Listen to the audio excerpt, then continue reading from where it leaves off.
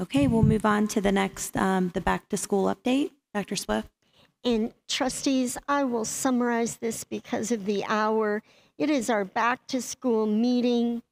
And I just want to share a few quick things, and I apologize for the hour.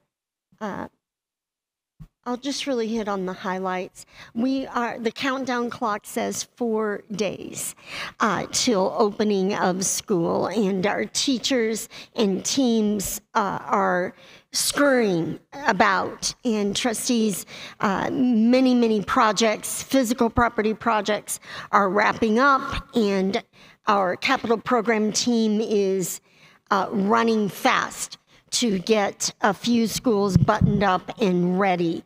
We are so thrilled to have had our teachers and school teams with us Monday, Tuesday, Wednesday, and they were today in session with the teaching and learning team, and I've shared with you their presentation.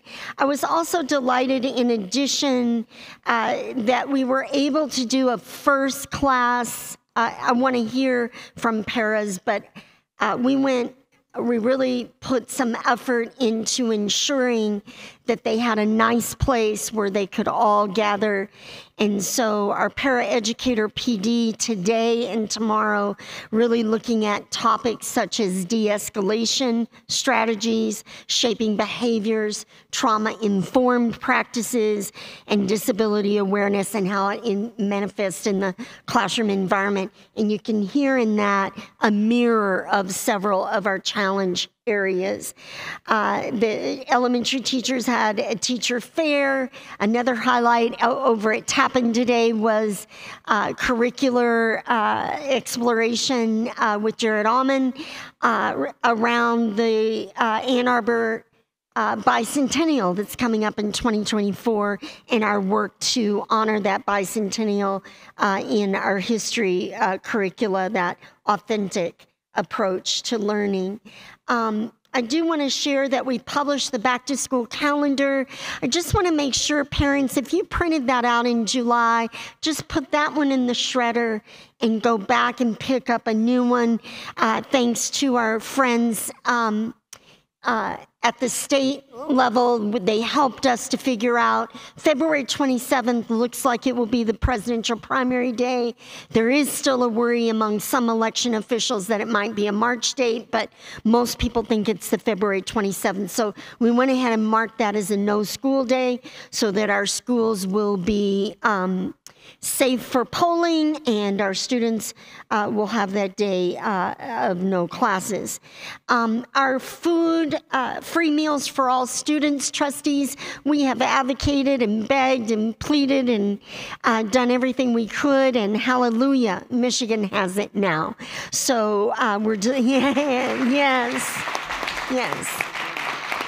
Thank you for your work on that. 1.4 million public school children will be receiving nutritious free meals in Michigan in 2023-24. That's a great day in Michigan and a great day in Ann Arbor Public Schools. I was always amazed as a teacher and an assistant principal and a principal on lunch duty that we could raise money quickly for hungry children in other locations. And yet I felt that I saw hungry children every day in our own cafeteria. And I'm so glad that anybody and everybody gets to eat. And that includes the child who maybe just left their lunch sitting on the kitchen counter at home. So hallelujah for that. It is important. So we're putting a shout out to all of our parents. In order to get our data right for the state, everyone needs to fill out the form. So I know that's not everybody's favorite thing, but let's consider it one step that we can all take to ensure that we're doing everything we can. Transportation, our 108 bus routes, fully staffed with bus drivers. We have 20 extra drivers available and more in the pipeline, 128 for 108 routes and more coming online. And hopefully they'll have a good start so they all stay with the job, yes, throughout this school year. Our enrollment looks to be up at just about every location in the district. Our teachers are moving furniture in and around the building because those classrooms, we hope, will be robust and happy places for our students. We don't count on that enrollment. Trustees, you know your enrollment report will come the 1st of December because we have to wait and see how things go. But right now, it looks like we're up all around. Reconnet is delighted. We're delighted to add Allen and Pittsfield will be joined on their child care together.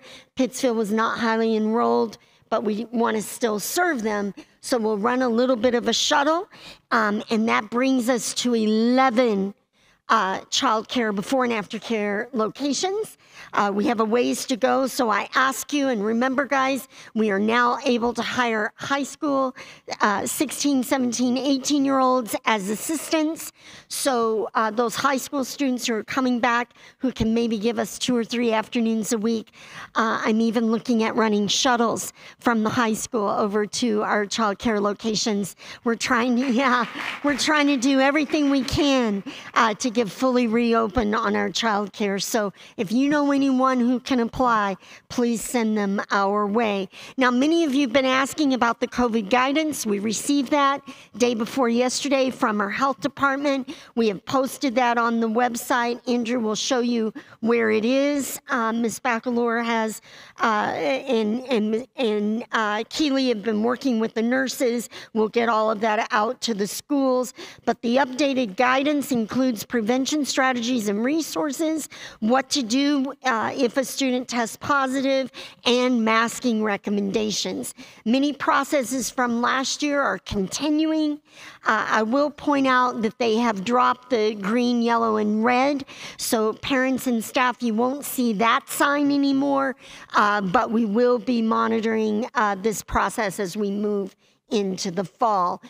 We are seeing some uptick, and I do hear concern among parents and staff and all of us. We will continue to monitor that situation day by day. School safety, trustees, you approved them a year and a half ago, thanks to the supply chain challenges. Not funny, it's just the truth.